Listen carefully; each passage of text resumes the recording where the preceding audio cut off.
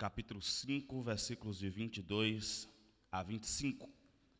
Enquanto os irmãos que estão aqui na DEF de Vila Franca de Xira procuram o texto que anunciamos, quero cumprimentar também os irmãos com a paz do Senhor que estão nos assistindo pela rede CMA no YouTube. Que a graça de Deus continue sobre a sua vida e, se possível, não for transtorno, também localize aí na tua Bíblia, eu quero a tua companhia, em Gálatas capítulo 5, versículos 22 a 25.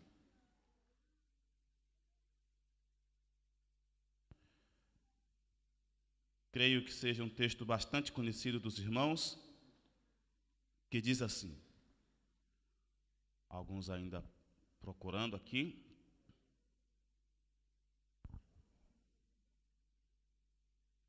Mas o fruto do Espírito é caridade, gozo, paz, longanimidade, benignidade, bondade, fé, mansidão, temperança. Contra essas coisas não há lei.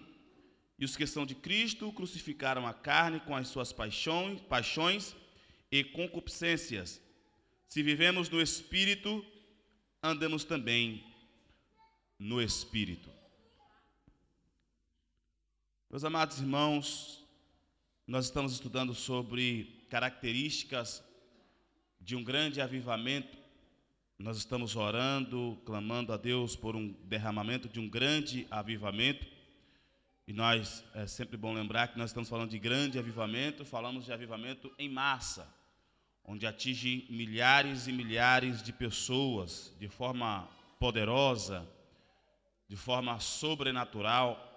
E nós já estudamos sobre definições do que é avivamento, do porquê precisamos de um avivamento nos nossos dias, como termos esse avivamento, e também já estamos encerrando a série com os frutos desse avivamento. Já falamos da capacitação, da transformação que esse avivamento produz. E nesta noite, com a ajuda de Deus, quero falar sobre o fruto do Espírito que deve ser degustado, ou pelo menos produzido por cada crente. E eu creio que quando um avivamento derrama, esse fruto é produzido em massa, de forma que as pessoas com que têm acesso a uma pessoa avivada, ela percebe estas características que acabamos de ler. É bom lembrar, quero só explicar um pouco do texto. Paulo está escrevendo aos irmãos da região da Galácia. Galácia, que não é uma cidade, sim uma região. É também algumas igrejas, pelo menos 4. Igreja de Icônio, igreja de Listra, igreja de Derbe e a igreja de Antioquia da Frígia. Igrejas essas que foram implantadas por Paulo e Barnabé na sua primeira viagem missionária. E quando eles saem, ou como alguns preferem dizer, são saídos, porque na verdade eles foram expulsos dessa região, e eles chegam em Jerusalém, que eles falam para os irmãos de Jerusalém: olha, os gentios estão recebendo a fé de bom grado, estão se alegrando na graça que também nós recebemos. Então, alguns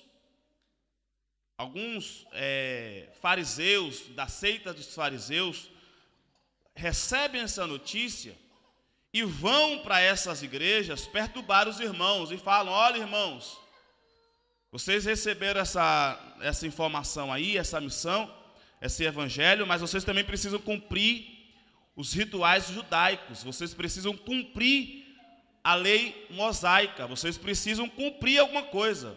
Essa coisa de receber só de graça e não fazer nada não está certo. E eles falam isso e acabam atacando também o apostolado de Paulo. E falam: olha, vocês receberam isso de um homem que na verdade não viveu com Cristo como os 12 apóstolos que estão em Jerusalém. Ou os 12 apóstolos que viveram os 3 anos com Cristo. Os 3 anos e meio do ministério com Cristo. E aí acabam atacando a Paulo.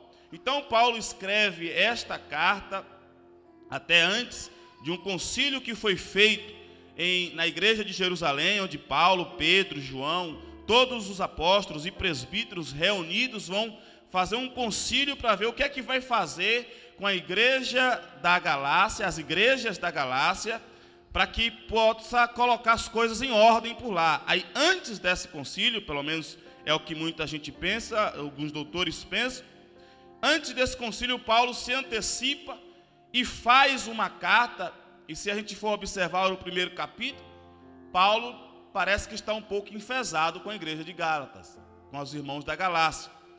Está um pouco entristecido, porque ele fala: vocês receberam o evangelho da fé, receberam o evangelho de poder e agora querem mudar, querem aceitar outra coisa. É nesta carta que ele fala: olha, o evangelho que nós recebemos é o evangelho de poder que está escrito na palavra de Deus. E o que for dado fora da palavra de Deus, mesmo que seja transmitido por um que se diz anjo do Senhor, ele precisa ser considerado como anátema.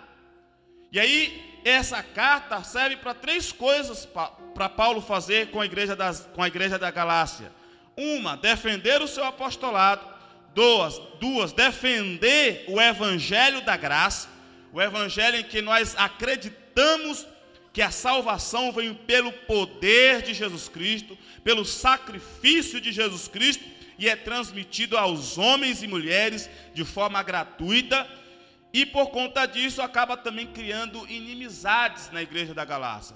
Nós vamos ler no capítulo 5, versículo 13, Paulo falando: irmãos, nós somos chamados à liberdade. Aí no versículo 15 ele vai dizer: não vos mordeis ou devorais uns aos outros, não vos consumeis também uns aos outros. Em uma versão que agora não lembro qual foi que estava pesquisando, diz: não sejam como os animais ferozes entre vocês. Se usasse a cultura de adolescente hoje, talvez dissesse: não seja como os zumbis, que ficam um se matando, um comendo o outro, um mordendo o outro, se alimentando do outro. Vai chegar um tempo que vocês não vão perecer. Aí ele começa, ainda no capítulo 5, falar da necessidade de andarmos no Espírito. Então ele vai falar: irmãos, nós não podemos viver um evangelho de forma agressiva. Não podemos viver um evangelho, primeiro que nós não podemos viver um evangelho fora de Cristo. E o que Cristo fez, e Ele fez por amor, Deus amou o mundo de tal maneira que entregou o seu Filho unigênito para que todo aquele que nele cresce não perecesse, mas tivesse a vida eterna. O amor é o centro do sacrifício de Cristo. Então ele vai dizer: olha, vivam em amor, vivam em união.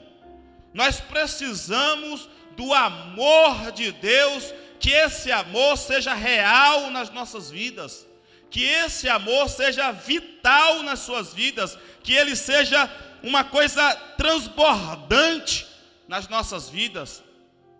Recentemente, em uma conversa informal entre obreiros, o nosso pastor Robson Ferreira falou: olha, nós precisamos colocar o amor, não só o amor no nosso coração, mas o amor também nas nossas vistas. Porque alguns irmãos pudessem perguntar: irmãos, como é que eu vou amar uma pessoa que está se esforçando para me matar? Como é que eu vou amar um que se diz irmão meu, que está se esforçando para me tirar da igreja?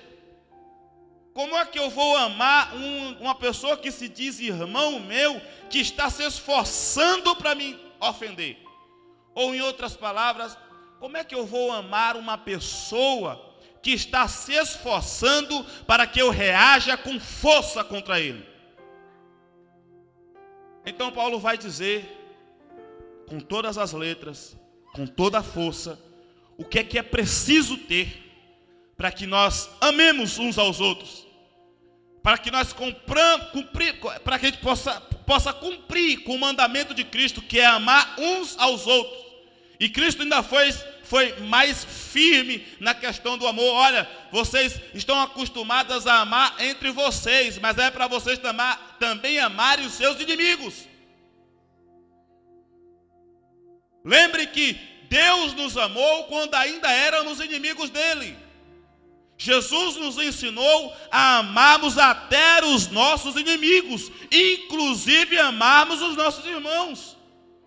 Como é que eu vou estar na casa de Deus em inimizade com o próximo?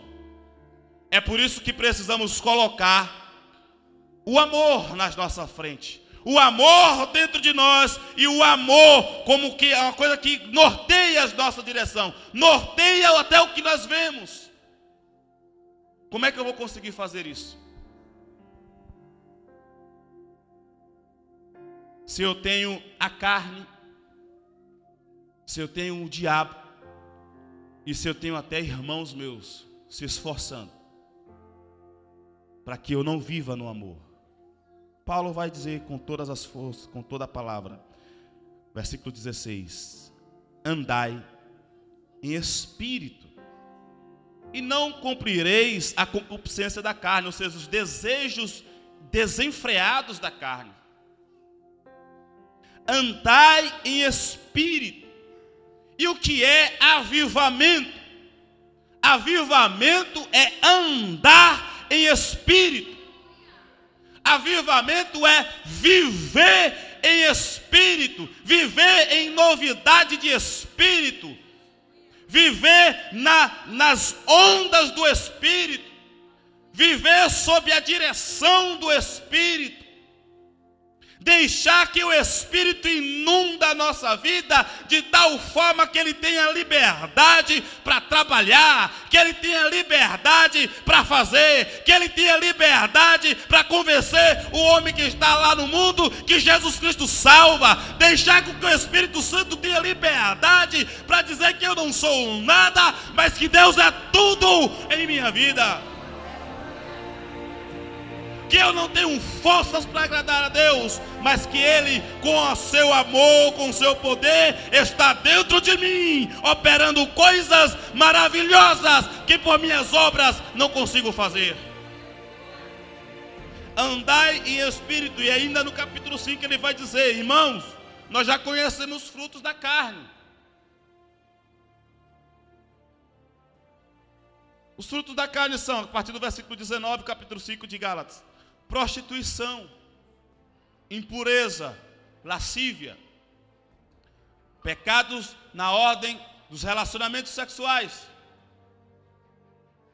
Aí ele segue: idolatria, feitiçarias, pecados no relacionamento até com Deus, na religiosidade, onde as pessoas acham que estão adorando a Deus através de imagens e acham que estão adorando a Deus através de feitiçarias, de coisas que as pessoas pensam até que são sacrifícios, quando na verdade são feitiçarias. A gente costuma dizer a boca miúda ou em grupo fechado, que tem muitos irmãos em nome de Deus, e até dizendo cheios do Espírito Santo, cometendo feitiçaria. Aí ele continua: o pecado, os frutos da carne tem mais, não só isso não, tem inimizades, tem porfias, ou seja, brigas, emulações, também brigas, iras, pelejas, dissensões, heresias, invejas, homicídios, bebedices, glutonarias e coisas semelhantes a estas, acerca das quais os declaro, como antes já vos disse, que os que cometem tais coisas não herdarão o reino de Deus. Essas são as coisas da carne. Se eu reajo contra o meu irmão, se eu reajo contra uma pessoa, ou se eu reajo contra as doutrinas da igreja, contra as doutrinas da Bíblia de forma carnal, eu não vou herdar o reino de Deus. É isso que Paulo está falando. Mas nós que fomos salvos por Cristo, precisamos entender que a salvação em Cristo Jesus continua em sermos selados e cheios do Espírito Santo de Deus. Por isso ele diz: andai em espírito. É por isso que a palavra de Deus diz: sejam cheios do Espírito Santo de Deus. Busquem o Espírito Santo de Deus. Avivamento é andar cheio do Espírito Santo de Deus. Aí ele vai dizer quais são as características, ou pelo menos a característica de quem está cheio do Espírito Santo. Ele vai mostrar para os irmãos o que é que define uma pessoa que é cheia do Espírito Santo e uma pessoa que não é cheia do Espírito Santo. Ele já diz: quem não é cheia do Espírito Santo comete os pecados da carne, produz frutos da carne. Mas quem é cheio do Espírito Santo, quem já foi avivado, quem já recebeu esse avivamento e está nadando na graça, ele vive cheio do Espírito Santo de Deus. Aí ele vai dizer: o fruto do Espírito, ou seja, é um fruto. Apesar de aparecer diversas características, o fruto é um. É como se fosse um fruto e vitaminas que esse fruto produz. Aí ele vai dizer, o primeiro, nós podemos dividir essas características do fruto do Espírito em pelo menos 3 divisões. A primeira é sobre os hábitos mentais, que estão caridade, ou na melhor tradução, amor, gozo, que numa tradução melhor também diz alegria, e paz. Olha, irmãos, nós precisamos pensar nas coisas que é do céu. Nós precisamos investir tempo nas coisas que é do céu, gastar tempo nas coisas que vêm do alto. Se não produz efeito espiritual, se não produz amor, se não produz coisas do Espírito, abandonemos esses pensamentos. Se ele produz alguma coisa útil, agradável e bom, cultivemos eles. E começamos pelo amor, porque é o amor a principal coisa que um crente pode ter na sua vida. Porque é o amor a característica da demonstração do poder de Deus em nossas vidas. E é o amor a prova que as pessoas veem lá fora que nós estamos em Cristo. Porque a palavra de Deus diz que se vocês estiverem unidos, vocês vão comprovar que eu estou com vocês para o mundo. Não são os milagres, não são as coisas pirotécnicas que algumas pessoas pensam que vai comprovar que Deus está conosco, mas o amor de Deus.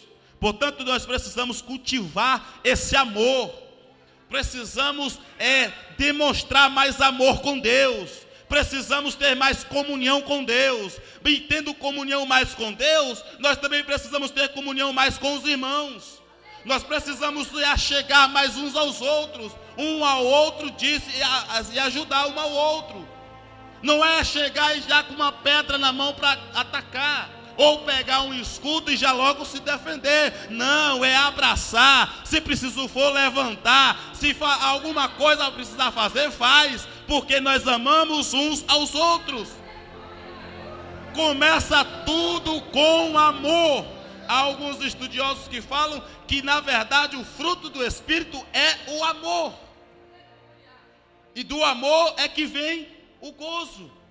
Do amor de Deus é que nós podemos ter alegria.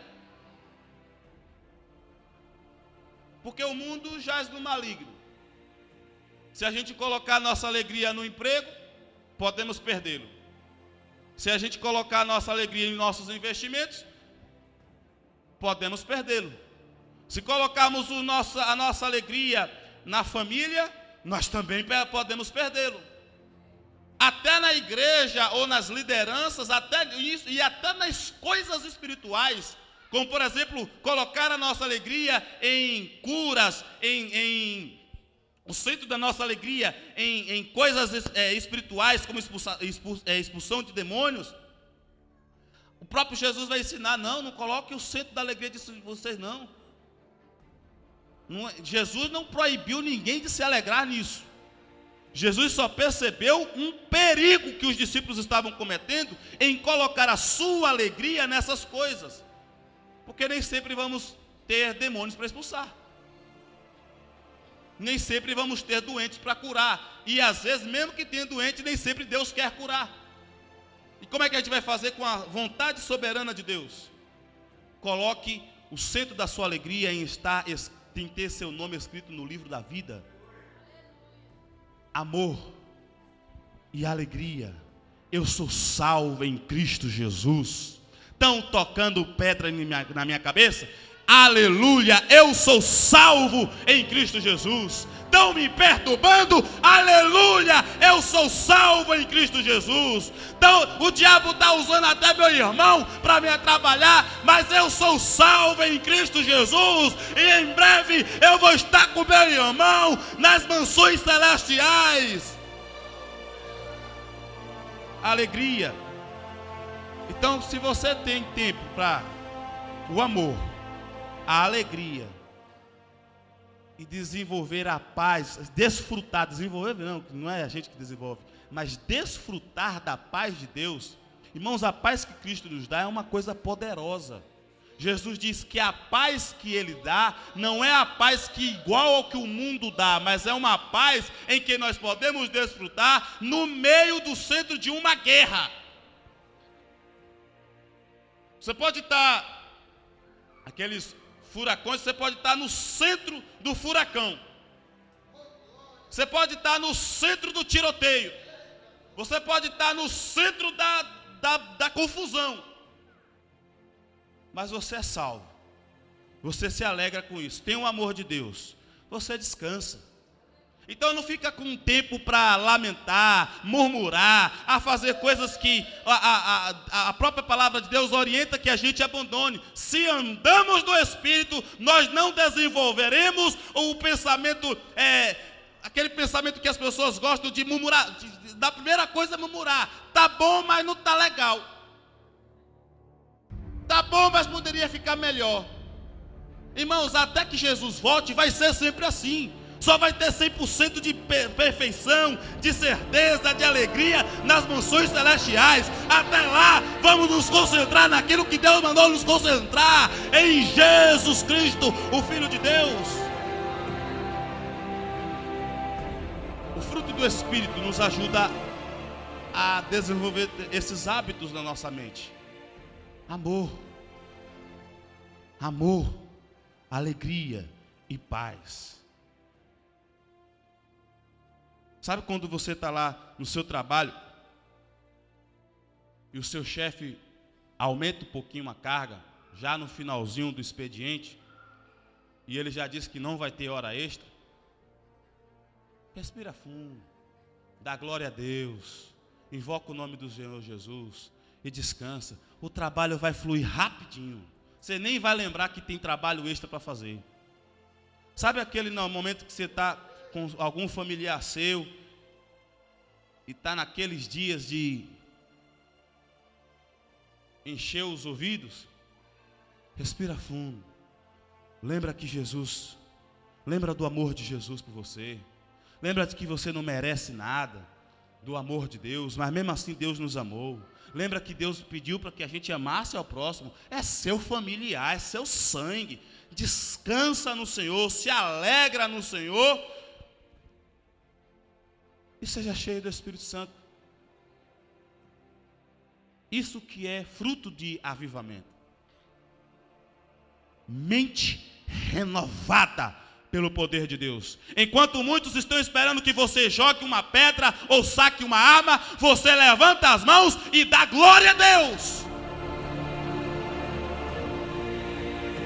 A segunda parte que podemos dividir das qualidades do fruto do Espírito é que o fruto do Espírito, o Espírito traz coisas de qualidades sociais, ou seja, o nosso envolvimento com as pessoas.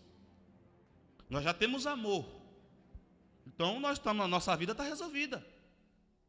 Temos paz, temos alegria, nossa vida está resolvida. Então, eu posso desenvolver isso que já está resolvido em mim, a salvação que eu já recebi, o poder do Espírito Santo que já está em mim. Agora eu preciso exalar isso. Aí é onde vem as qualidades sociais. Longanimidade. É paciência longa. Benignidade e bondade. Longanimidade, benignidade e bondade. Benignidade é a bondade em ação. Tem uma coisa que talvez seja difícil. Às vezes a gente até desenvolve amor pela pessoa e quer instruí-la, quer levá-la até para o Evangelho. Mas às vezes a gente esquece da longanimidade. A pessoa demora para entrar no eixo. A pessoa demora para entrar no trilho, ou pelo menos no trilho que a gente quer que ele esteja, ou quer que seja, qualquer que seja o trilho. A ideia de trilho é a ideia de que andar no mesmo caminho. E às vezes a pessoa até está no mesmo caminho, mas não está andando do mesmo jeito. Tem sempre um engraçadinho que fica para lá e para cá.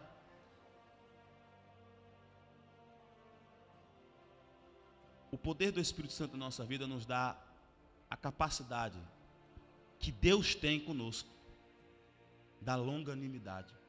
Irmão, se Deus fosse uma pessoa que reagisse rápido, a raça humana já tinha sido extinta. Porque se ele agisse rápido com Adão e Eva, ele mataria Adão e Eva no mesmo tempo, quando eles pecaram e não confessaram o pecado. Se ele fosse rápido na ação, da aplicação da sua justiça, a nação de Israel já tinha se destruído há muito tempo.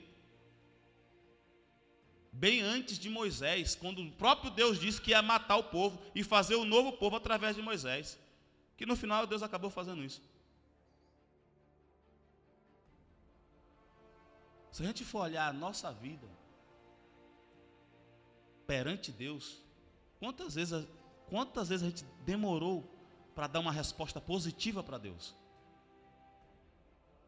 Deus chamou a gente e a gente tem a certeza que é Deus e demora. A gente que está desfrutando disso, da longanimidade, não quer ser longânimo com o próximo.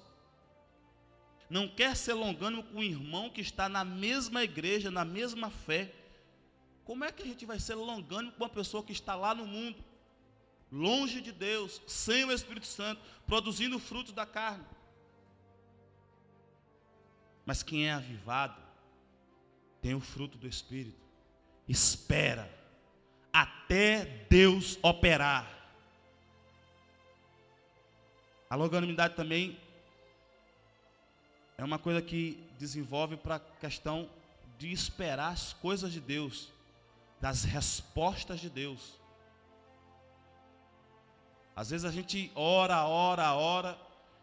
aí lembra, Daniel passou 21 dias, e eu já estou no 3º ano, no 4º ano, no 5º ano, aí já quer recorrer. Longanimidade é um fruto do Espírito Santo. Benignidade e bondade. Eu creio que eu não preciso desenvolver um raciocínio acerca da benignidade e bondade. De qualquer forma, é fazer o bem. É olhar para a pessoa e sempre fazer o bem. Eu lembro que no início da minha juventude, já estou um pouco no final da juventude, eu tinha uma ideia das pessoas que chegavam em casa pedindo coisas, pedindo comida, pedindo dinheiro, normalmente pedindo dinheiro. Principalmente aquele pedir dinheiro para comprar uma passagem, pedir dinheiro para comprar comida para um parente que está não sei aonde, ou pedir dinheiro para fazer alguma cirurgia, alguma coisa desse tipo. E eu sempre tinha na ideia de que a pessoa estava pedindo, não era para aquilo, estava pedindo dinheiro para se drogar, para comprar cachaça. E eu sempre falava, eu não vou. Até que o Espírito Santo, orando sobre, na refeição, eu falei, Deus, aquela oração que a gente faz de refeição, Deus abençoa a mesa dos necessitados. Aí veio uma voz e disse, engraçado, eu mandei vocês abençoarem a mesa do necessitado. Às vezes a gente, por um conceito que nós temos, acabamos de não abençoar a mesa do necessitado por causa desse conceito. E às vezes é melhor dar dinheiro para uma pessoa que vai usar nas drogas, porque a gente não sabe, do que deixar de dar dinheiro para uma pessoa que realmente precisa do pão, realmente precisa de água, realmente precisa de saúde.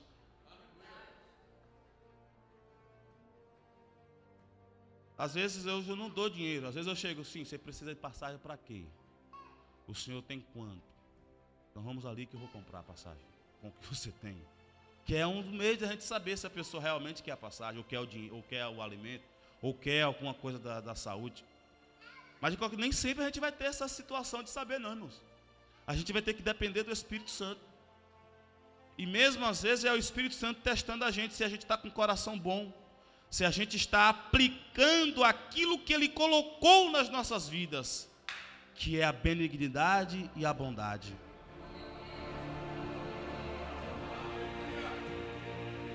Portanto, precisamos de desenvolver amor, produzir amor, alegria, paz, longanimidade, benignidade, bondade.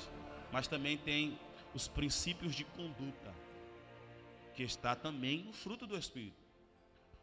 O Espírito Santo não faz a gente só ser uma pessoa boa. O Espírito Santo não faz só a gente ser uma pessoa cheia de amor. O Espírito Santo nos faz uma pessoa serva de Deus Altíssimo. Alguma versão, a versão que eu li aqui, fala da fé. Mas a tradução melhor seria fidelidade. Nós precisamos ser fiéis a Deus, fiéis à sua palavra, fiéis à sua igreja, fiéis ao seu reino.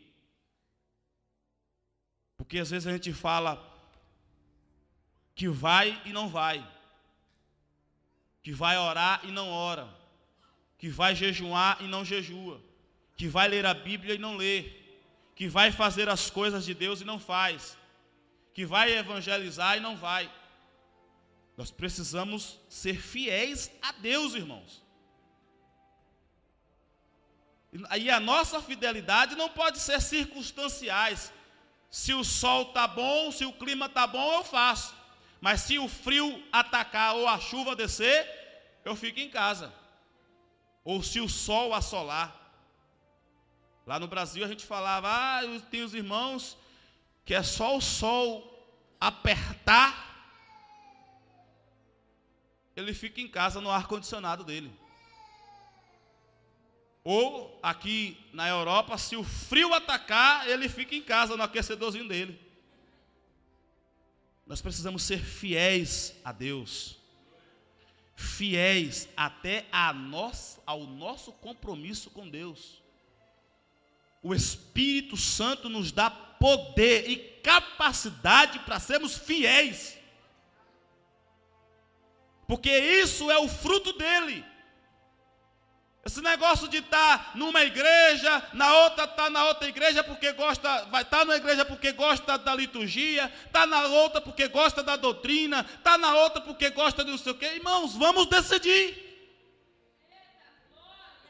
Eu não sou contra estar visitando igreja e várias igrejas, tá? Porque eu já fiz muito disso. Mas eu nunca fiz isso, ou nem oriento que pessoas façam disso, para se alimentar por completo. Você tem que ter uma igreja, você tem que ter um local onde você tenha o compromisso, e esse compromisso seja testado.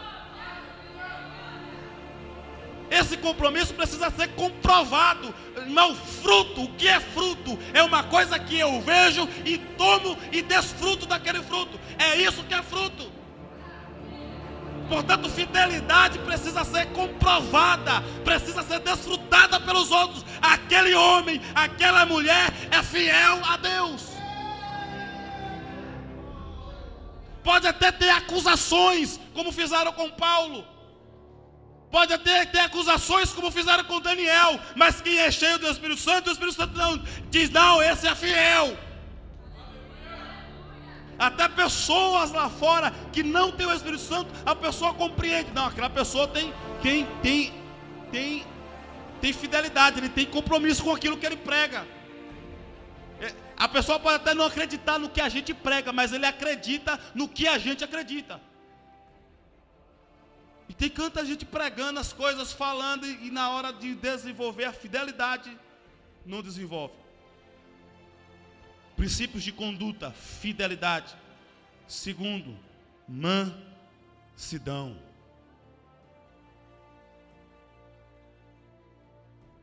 Você acha que é o Espírito Santo que vai chegar em você e segurar os seus nervos?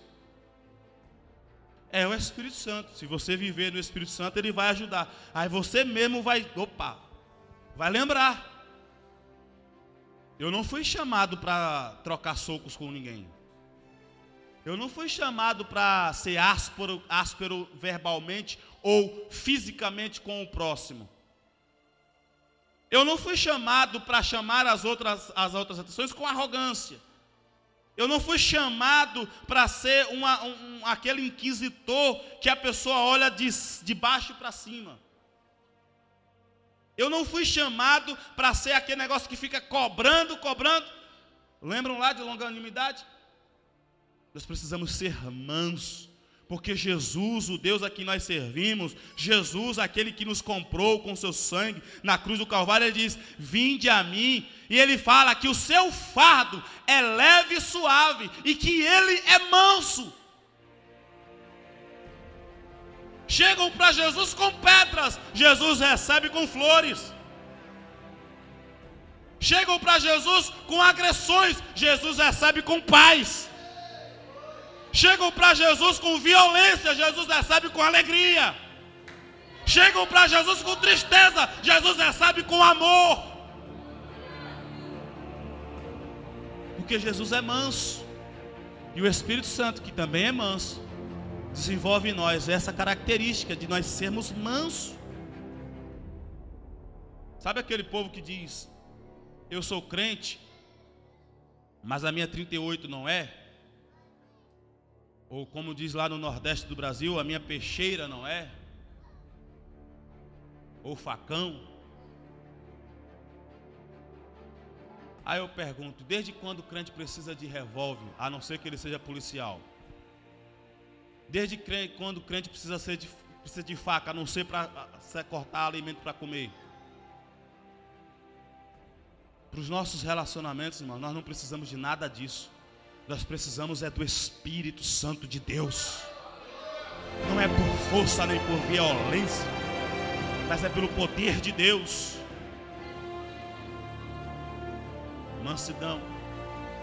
E quem é amoroso, quem é alegre, que tem paz com Deus, quem é longânimo, quem é benigno, quem é bondoso, quem é fiel e quem é manso, naturalmente vai ser uma pessoa temperada ou com domínio próprio.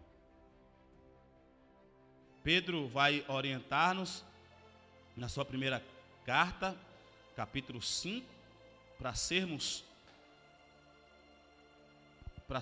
sóbrios. Capítulo 5, versículo 8, sede sóbrios, vigiai porque o diabo, vosso adversário, anda em derredor, bramando como leão, buscando a quem possa tragar. Mas ele vai dizer, seja sóbrio, ou seja, tenha domínio próprio. É por isso que a Bíblia ensina para que não sejamos embriagados por nada, nem por embriaguez. Tem muita gente que não é embriagado com álcool, mas se embriaga com alguma alegria, com alguma coisa festiva. E tem pessoas que têm a capacidade de se embriagar com tristezas, de tal forma que ela perde o controle de si. Tenha um domínio próprio. Vocês não vão reagir às pessoas, vocês vão reagir aos demônios. Vai com espada, vai com escudo, vai com capacete, vai com calçado, vai preparado igual soldado. Mas com as pessoas, você vai com paz. Você não vai com violência com ela. E você controla a si mesmo.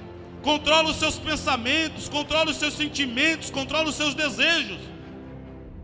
Tem domínio próprio. É temperante ou temperança. E Paulo diz, contra essas coisas não há lei. Porque a lei vem para condenar aqueles que cometem as coisas, quem produz frutos da carne. Mas quem produz fruto do Espírito cumpre toda a lei. O próprio Paulo vai dizer que quem ama cumpre toda a lei. Por isso que muita gente fala que o fruto do Espírito, na verdade, é o amor. E que o amor produz todas essas coisas que nós aprendemos nessa noite.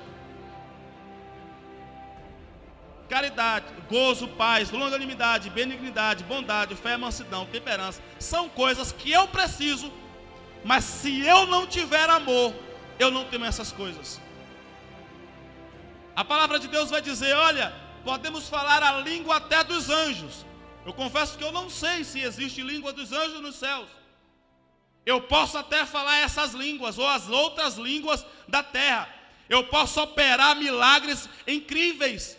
Eu posso fazer coisas maravilhosas em nome de Deus. Mas se eu não tiver amor, eu nada sou. Para lugar nenhum vou. Porque é o amor de Deus que na verdade é aquilo que nos fez salvo, e é aquilo que nos mantém salvo, e é aquilo que nos vai levar para morar com Deus das mansões celestiais.